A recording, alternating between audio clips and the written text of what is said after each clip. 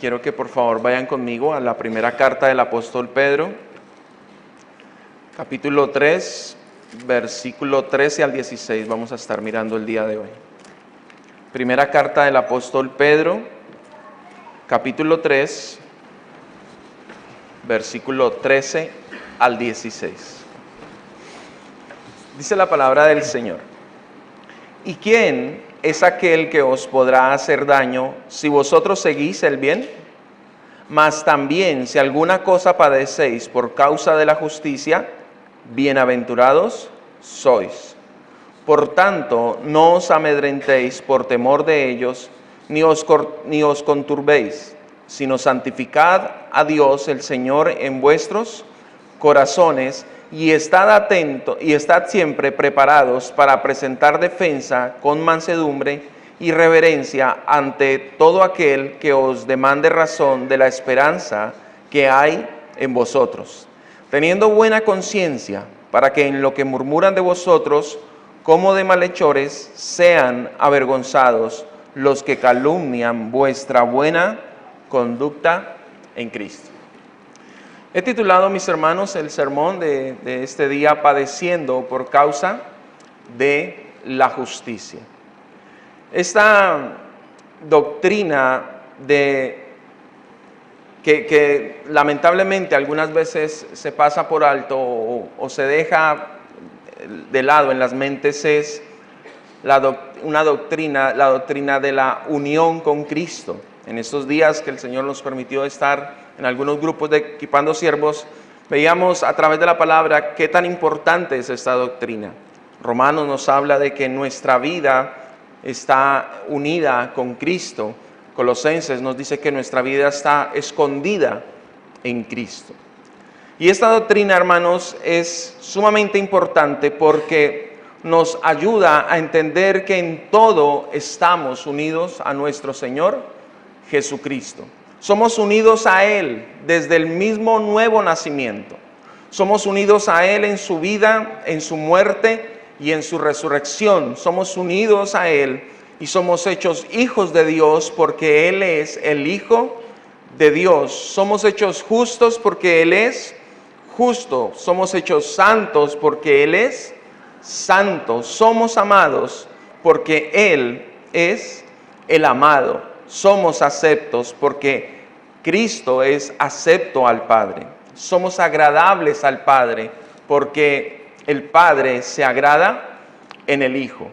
Y en esta unión con Cristo no debemos olvidar también que como nuestro Señor Jesucristo padeció, también nosotros somos llamados a padecer. Y la Escritura nos insta a que tengamos una disposición como la de Cristo, pero una disposición con humildad y mansedumbre. Estamos llamados, Pedro ya nos ha dicho en la carta, en los versículos anteriores, que nuestro llamado es a esto. Dice allí en el capítulo 2, verso 21, pues para esto fuisteis llamado. Dice en el verso 20, pues qué gloria es si pecando sois abofeteados y lo soportáis, mas si haciendo lo bueno sufrís y lo soportáis, esto ciertamente es aprobado delante de Dios. Dice allí que sufrimos y lo soportamos, pero luego dice el verso 21, pues para esto fuisteis llamados. La Escritura nos dice, y Pedro nos dice, que nosotros somos llamados a sufrir. Esta carta es escrita por el apóstol Pedro a una iglesia sufriente, a una iglesia que está esparcida, a una iglesia que ha tenido que salir huyendo a causa de la persecución. Una iglesia que tiene que sufrir, como Pedro lo dice, sufrir a manos de jefes o amos injustos, amos malos. Muchos de ellos esclavos tenían que sufrir a causa de esos amos malos. Sufrir a causa del imperio. Sufrir a causa de los mismos judíos. Y toda la carta está hablando del llamado del creyente a padecer. Nosotros estamos llamados a padecer por causa de la justicia. Y no debemos olvidar entonces que este llamado es en Cristo. Este llamado es precisamente porque estamos unidos a Cristo. Porque en Él nosotros somos santificados. En Él nosotros somos salvos, pero en Él, en Cristo. Asimismo en Él debemos entender que somos llamados a padecer. Dice nuestro texto en el versículo 13, ¿y quién es aquel que os podrá hacer daño si vosotros seguís el bien? Mas también, si alguna cosa padecéis, ¿por causa de qué? De la justicia, bienaventurados sois. Y voy con mi primer punto. Lo primero que dice allí el apóstol Pedro es que cuando nosotros padecemos por causa de la justicia, somos bienaventurados. Padecer por causa de la justicia es una bienaventuranza. Pedro nos ha dicho en los versículos anteriores que debemos seguir el bien. En el mismo capítulo 2, verso 21 dice, el verso 20 y el 21 dice que si nosotros sufrimos haciendo lo bueno. En el versículo 11 dice, apártese del mal y haga el bien, busque la paz y sígala.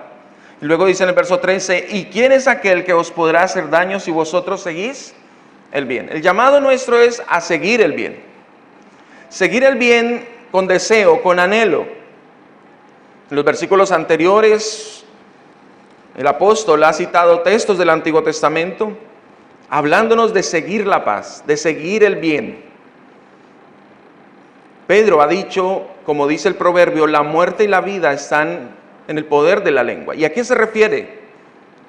A que nosotros somos llamados a seguir el bien cualquiera que sean las circunstancias. Si estamos bien, si todo está bien, si todo marcha bien, nuestro llamado es sigue el bien. Pero si todo está mal, si todo a nuestro alrededor es caos, el llamado sigue siendo el mismo. Sigue el bien. La muerte y la vida están en el poder de la lengua y el que la ama, la vida, comerá de sus frutos.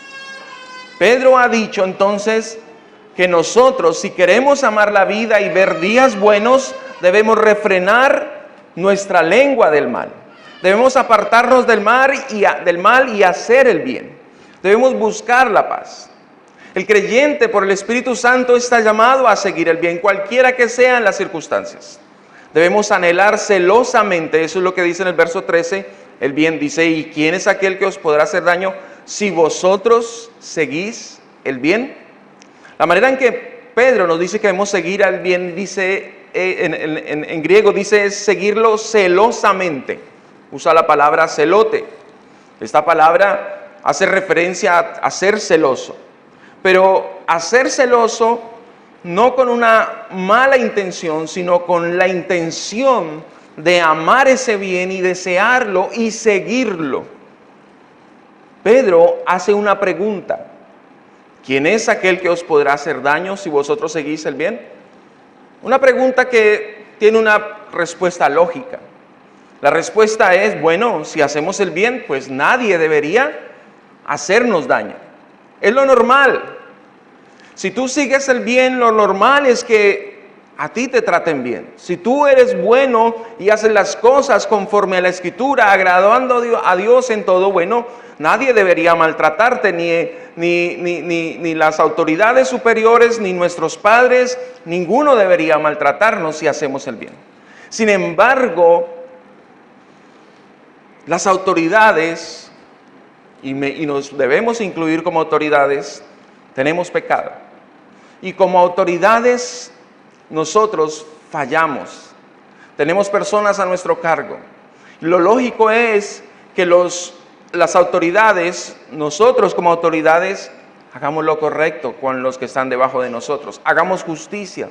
Pero lamentablemente el pecado de las autoridades hace injusticia con aquel que inclusive hace el bien. El pecado hace que el justo sea perseguido. El pecado del hombre hace que el justo, aunque haga lo correcto, sea perseguido.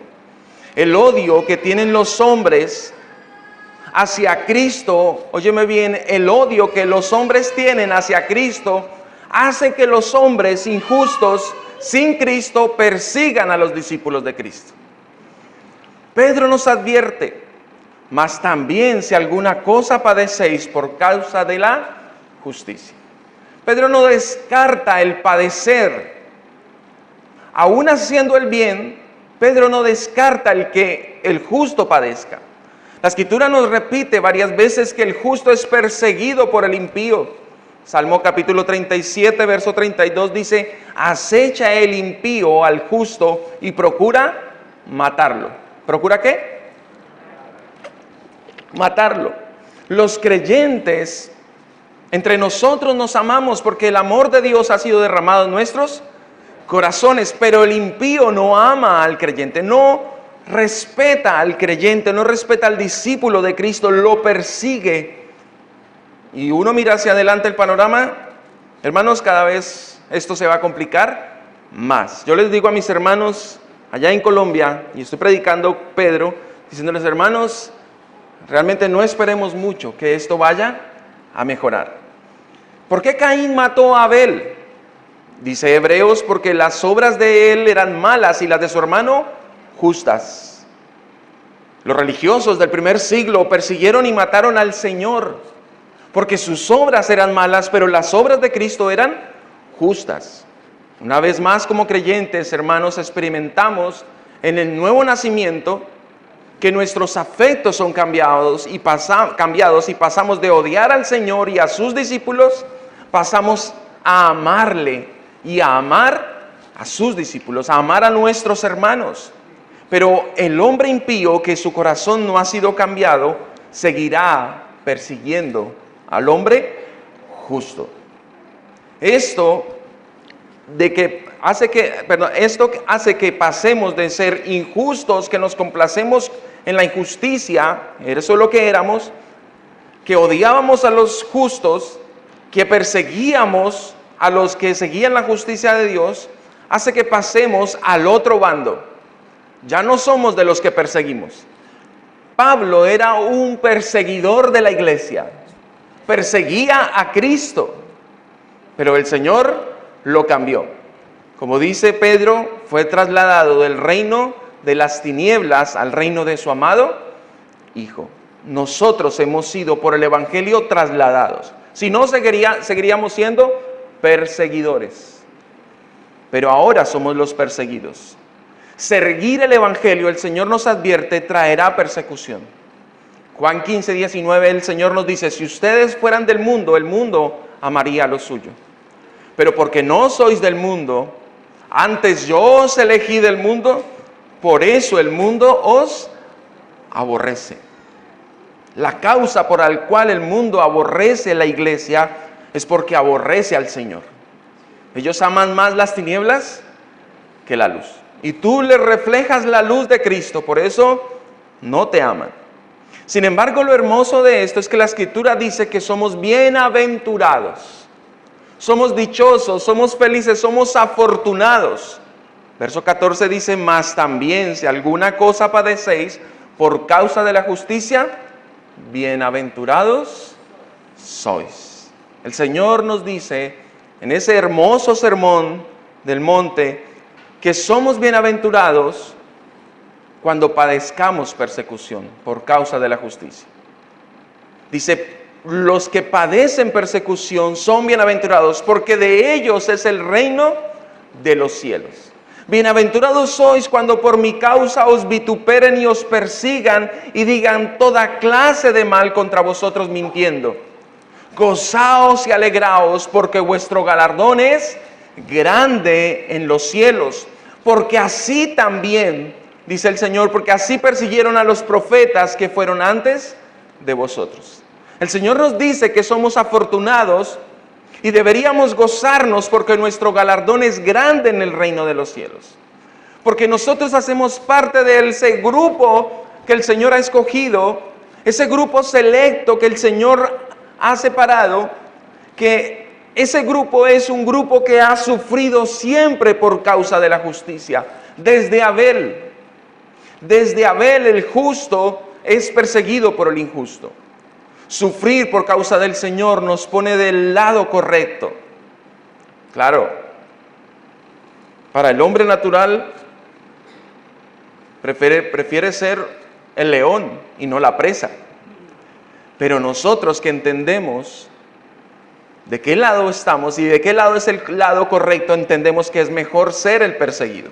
Estamos del lado de los justos, estamos del lado del Señor, y el Señor fue perseguido. Estamos unidos a Él por una causa justa, la causa del Señor. Y en nuestra unidad con Cristo estamos llamados a sufrir. El comprender esto traerá gozo, traerá alegría, porque estamos del lado correcto. Porque hacemos parte de esos grandes hombres de Dios desde la antigüedad que han seguido la justicia, que han querido agradar a Dios, pero han sido muertos por causa de la justicia.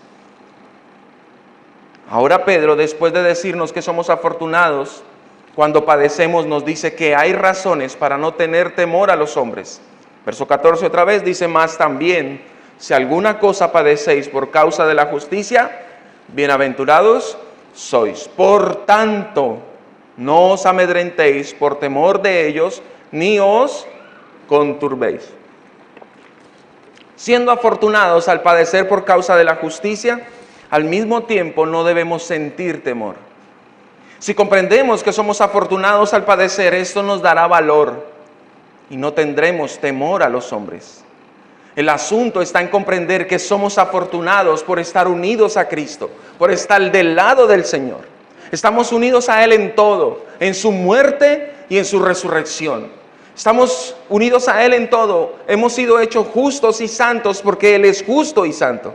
Pero también estamos unidos a Él aún en sus padecimientos. Nuestro Señor padeció y nosotros, juntamente con Él, padecemos. Podría preguntarse alguno: bueno, ¿cuál es la diferencia entre el justo que padece y el injusto que padece? Porque ambos padecen.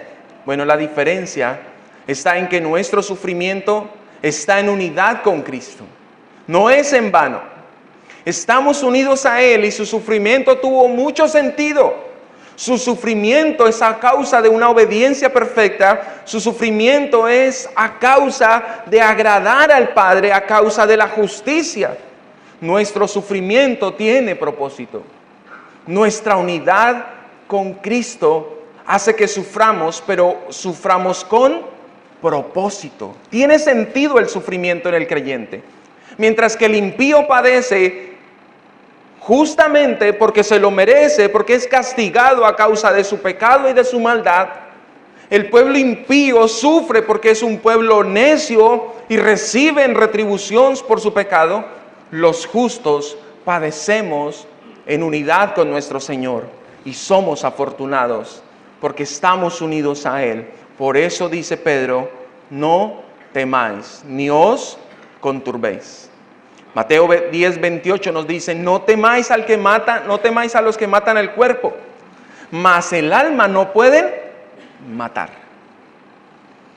Si hay algo que llama la atención de esos hombres de Dios que en antaño y aún ahora en otros países, en otros lugares del mundo mueren por causa de Cristo, es que ellos entendían que podían aún adueñarse de sus vidas, pero nunca podrían adueñarse de sus almas.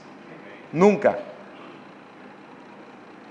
Es hermoso, hermanos, entender en la carta de Pedro cómo Pedro nos invita a renunciar a nuestros derechos. Pedro nos invita a renunciar a nosotros mismos. Hoy estamos en una sociedad que habla de los derechos humanos y todo el mundo pelea por sus derechos. Pedro nos llama a renunciar a nuestros propios derechos, inclusive a renunciar al derecho a la vida. Nos pueden quitar la vida, pero no nos pueden separar nunca de Cristo. Dice Pablo en Romanos capítulo 8. No hay nada que nos pueda separar de su amor. Nos podrán quitar la vida, pero nunca nos podrán separar del amor de Cristo. El Señor dice en Isaías 8, capítulo 8, versos 12 y 13, no llaméis conspiración a todas las cosas que este pueblo llama conspiración, ni temáis lo que ellos temen, ni tengáis miedo. A Jehová de los ejércitos, a Él santificad. Sea Él vuestro temor, Él sea vuestro miedo. Si hay alguien a quien deberemos temerle, es a nuestro Señor. Él sea nuestro temor, Él sea nuestro miedo. A los hombres, ¿qué pueden hacernos los hombres? Lo máximo que podrán es quitarnos la vida. Pero sea Dios nuestro temor. Y dice Isaías, a Él santificar. Esto me lleva a mi segundo punto. Padecer por causa de la justicia tiene propósito. No solamente padecer por la causa de la justicia nos hace afortunados, bienaventurados, sino que tiene propósito el padecer. Ya lo hemos mencionado. Nada en el Señor es perdido. Nuestra vida tiene propósito. Todas las cosas, dice Pablo, nos ayudan a bien. Aún las cosas difíciles que padece el cristiano tiene propósito. El propósito que nos dice Pedro en su carta es que nosotros mostremos sus virtudes. Capítulo 2, verso 9 nos dice, mas vosotros sois linaje escogido, real sacerdocio, nación santa, pueblo adquirido por Dios. Pero ¿y todo esto tan hermoso para qué? Para que anunciemos que las virtudes de aquel que os llamó de las tinieblas a su luz admirable. En toda nuestra manera de vivir, dice Pedro, debemos mostrar sus virtudes. Sea que tú seas esclavo, seas que tengas un esposo incrédulo, dice Pedro en su carta, sea que estés siendo perseguido por el rey, por el gobierno, por quien sea que esté siendo perseguido, en toda vuestra manera de vivir debes mostrar sus virtudes. Ese es el propósito de nuestras vidas, mostrar sus virtudes, incluso al padecer. El creyente no padece en vano. Mi hermano, medita por un momento. Miles, quizás millones de hermanos nuestros han muerto a lo largo de la historia. Quizás hoy mismo en países como Nigeria están muriendo hoy por causa de Cristo. ¿Será que sus muertes son en vano? No. La historia nos muestra que nunca han sido en vano la muerte de un creyente. Así como la muerte y los sufrimientos del Señor Jesucristo no fueron en vano, así tampoco nuestros sufrimientos e incluso nuestra muerte nunca será en vano. Pablo se identifica plenamente con los sufrimientos de Cristo y él entiende que no son en vano. Pablo dice en Colosenses 1:24, ahora me gozo en lo que padezco por vosotros y cumplo en mi carne lo que falta de las aflicciones de Cristo por su cuerpo que es la iglesia. Pablo entiende que inclusive al dar su vida tiene sentido, el morir tiene sentido. Es por la causa de Cristo, es por el Señor. Pablo se identifica que está unido a Cristo, está completamente unido a Cristo aún en su muerte. Pablo dice a los filipenses también en el capítulo 2, versos 17 y 18, y aunque sea derramado en libación sobre el sacrificio y servicio de vuestra fe, me gozo y regocijo con todos vosotros, y asimismo gozaos y regocijaos también vosotros conmigo. Como creyentes, hermanos, no solamente debemos pensar en una corona de oro, debemos comprender que en este mundo caído es necesario llevar una corona de espinas, como nuestro Señor la llevó. Debemos llevar su corona de espinas, porque estamos unidos a Él en todo. ¿Queremos una corona de oro como Él la tiene? Primero debemos llevar una corona de espinas, como Él la llevó. Pedro dice en el verso 15, sino santificad a Dios el Señor en vuestros corazones. Lo mismo que nos dice Isaías. En contraste al tener temor a los hombres que nos pueden hacer mal, Pedro nos dice, santifica al Señor en tu corazón en el padecimiento. La pregunta es, bueno, ¿cómo santifico su nombre en momentos de sufrimiento? Tú lo santificas cuando aceptas el padecimiento, cuando aceptas sin murmuración ni queja que estás unido a Cristo y que estás padeciendo juntamente con Cristo. Eso es muy importante, hermanos. Pedro nos dice que en lugar de amedrentarnos o conturbarnos por los padecimientos, debemos santificar al Señor en nuestros corazones. Es decir, debemos honrarlo. Pregúntate, ¿cómo podrías honrar al Señor? O mejor, pregúntate, ¿cómo podrías deshonrarlo en medio de la tribulación? Cuando tú te quejas, cuando tú reniegas, no estás actuando en unidad con Cristo. No estás actuando de la manera que actuó Cristo.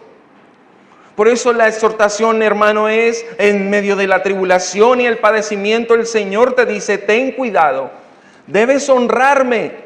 En medio del sufrimiento debes honrarme. Así como en medio de la abundancia y en medio de la comodidad debes honrar al Señor, también en medio del padecimiento, como Cristo lo hizo. Mira un momento atrás la actitud de Cristo en medio del padecimiento. Capítulo 2, verso 21.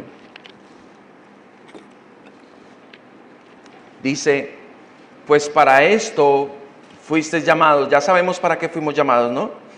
Para padecer.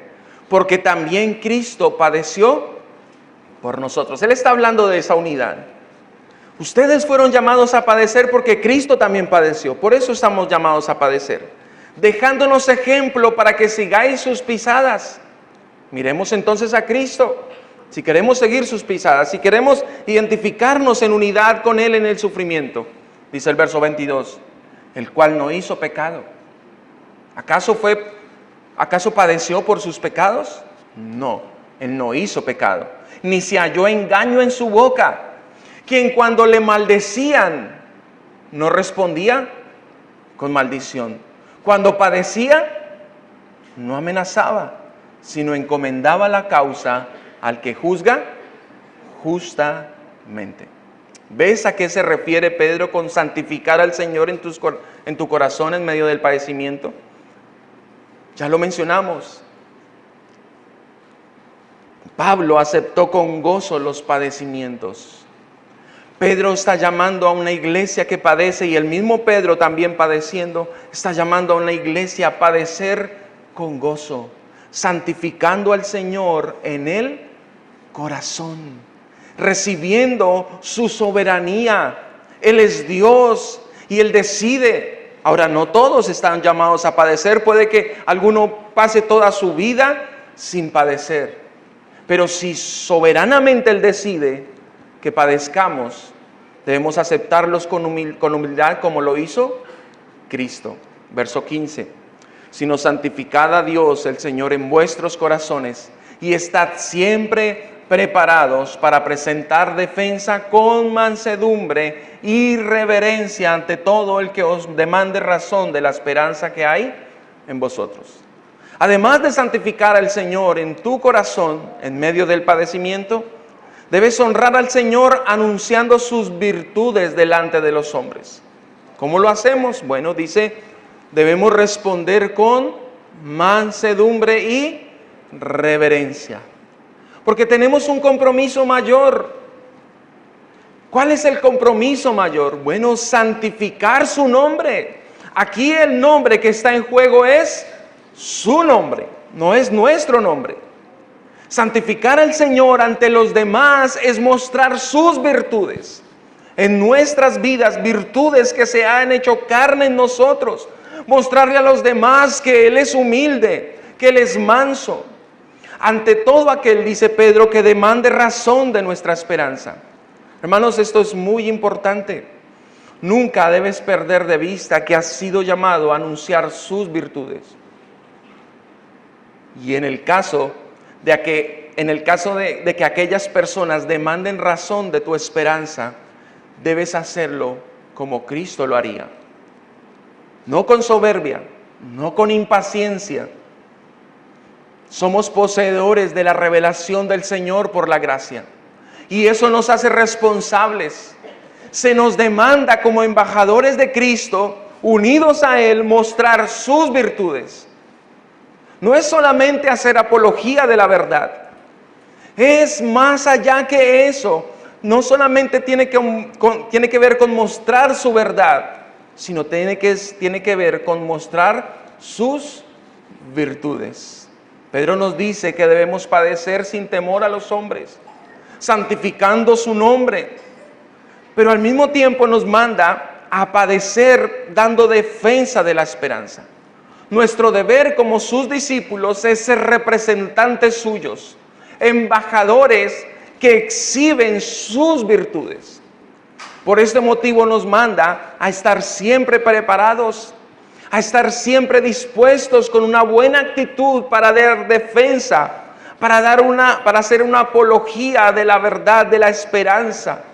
Pero nunca se nos debe olvidar que el propósito de todo esto es anunciarlo a Él, anunciar a sus virtudes, santificar su nombre. Como embajadores que somos de su reino, estamos llamados a ser representantes fieles de lo que Él es.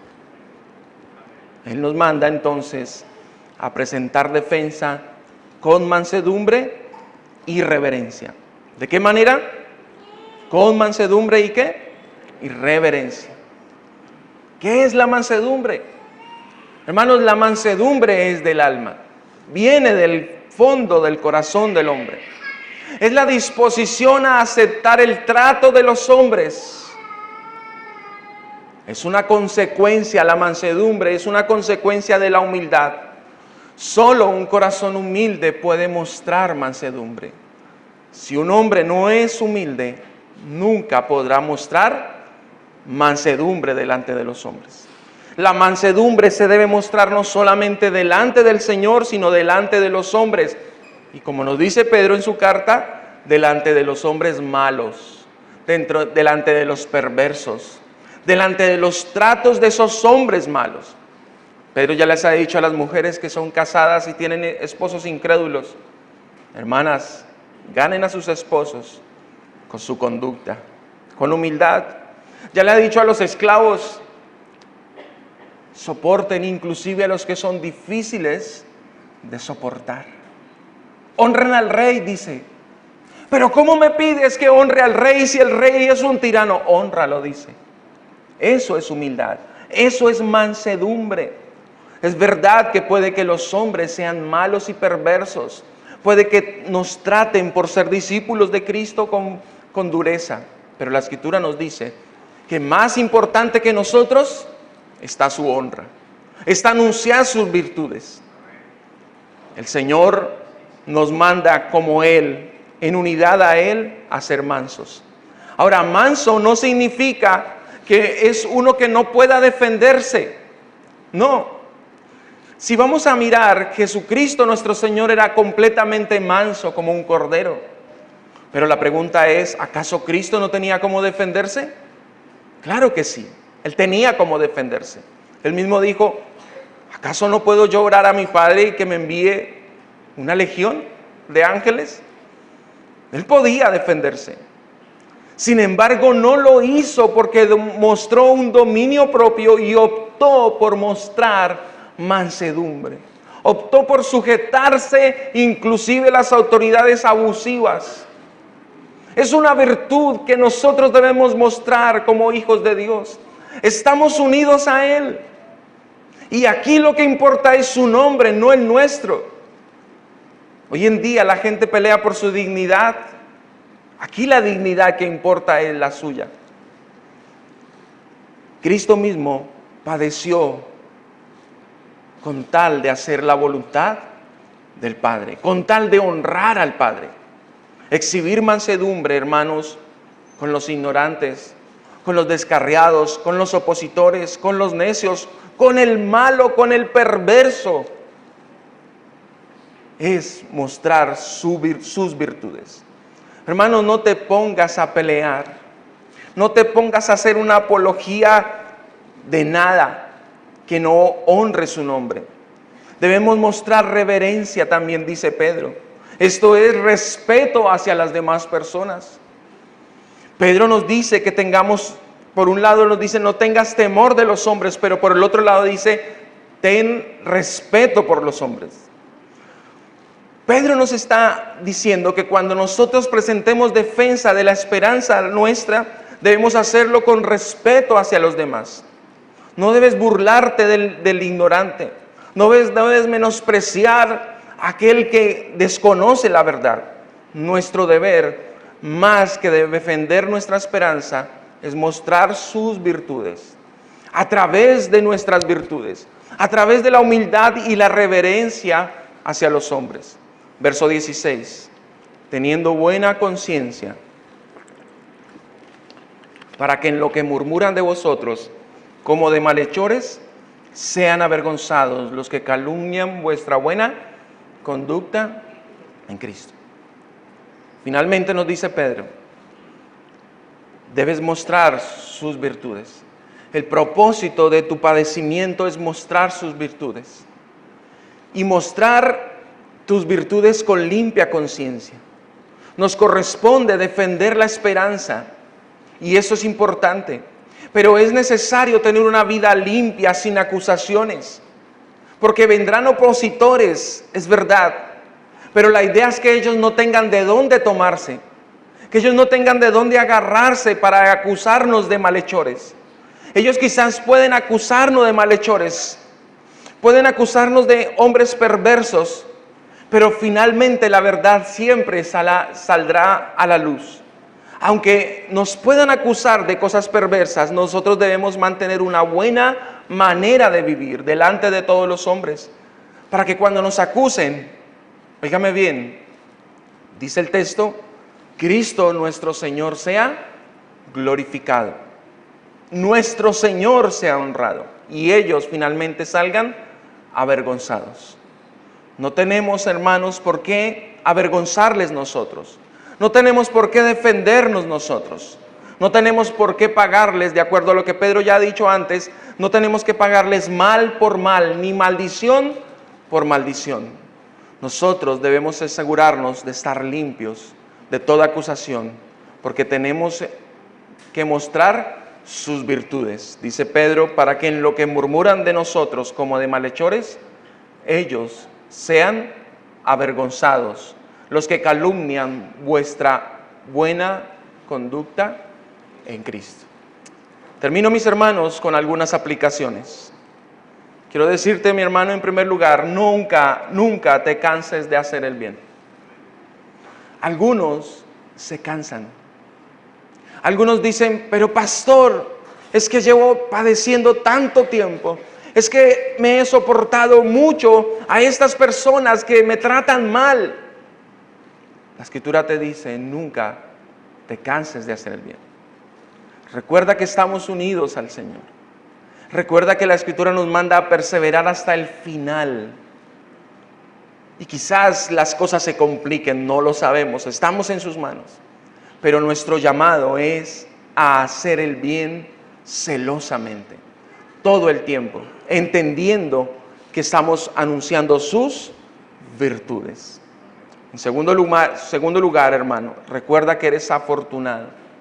Nunca se te olvide que estás siendo parte de los justos, de los santos que padecen por la justicia. El Señor nos dice en Mateo, ya lo leía, pero quiero volvértelo a leer. Bienaventurados los que padecen persecución por causa de la justicia, porque de ellos es el reino de los cielos. Bienaventurados sois cuando por mi causa os vituperen y os persigan y digan toda clase de males contra vosotros mintiendo.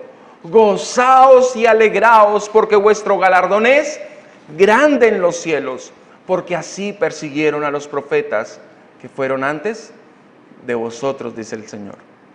En tercer lugar, recuerda que aquí lo que interesa es la gloria del Señor. Aún en el padecimiento, aún en el sufrimiento, Cristo nuestro Señor lo hizo, padeció injustamente, porque no lo merecía, pero lo hizo con una mente clara, entendiendo que estaba honrando a su Padre. Los mártires, hermanos, han sido capaces de dar sus vidas porque entienden para quién lo hacen. Entienden que lo hacen para la gloria de Dios. Una cuarta aplicación. Necesitas estar unido a Cristo. Si tú no estás unido a Cristo, quiero decirte, tu sufrimiento es en vano. Estás padeciendo a causa del pecado. Estás padeciendo porque te lo mereces. Si tú no le has entregado tu vida al Señor, si no te has rendido a Él, quizás entonces estás padeciendo o padecerás, pero no a causa de la justicia, sino a causa de tu propio pecado. Y no serás, si no rindes tu vida a Cristo, no serás de los perseguidos, sino tú serás de los que persigan. Serás del mismo grupo de los de Caín, del mismo grupo de los fariseos que mataron a nuestro Señor. Por eso yo te invito a que en este día, si no estás unido a Cristo, rindas tu vida completamente al Señor. Amén. Vamos a orar, hermanos. Padre, queremos darte gracias una vez más en este día por tu palabra, Señor, que es viva y es eficaz. Señor, gracias, porque a través de tu bendita palabra, Señor, nos ayudas a entender que somos afortunados. Primeramente porque estamos unidos a ti, Señor. Y estando unidos a ti, Señor, somos llamados a padecer, somos llamados a sufrir. Tú nos has dicho que si queremos ser tus discípulos, debemos estar dispuestos a llevar una cruz, Señor. Debemos estar dispuestos a sufrir. Señor, debemos negarnos a nosotros mismos, incluso al derecho a la vida, que hoy en día tanto se habla. Nosotros, Señor, estamos llamados a imitarte a ti en todas las cosas.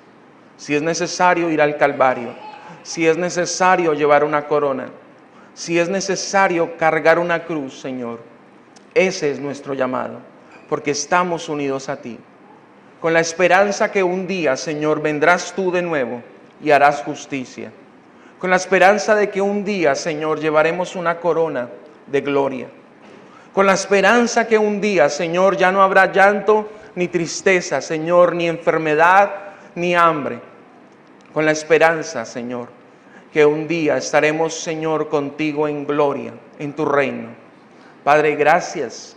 Gracias porque hemos sido llamados del reino de las tinieblas al reino de tu amado Hijo Jesucristo. Padre, a ti sea el honor en este día. A ti sea la gloria y la honra. A ti, Señor, sea toda la alabanza. En Cristo Jesús nuestro Señor. Amén. Amén.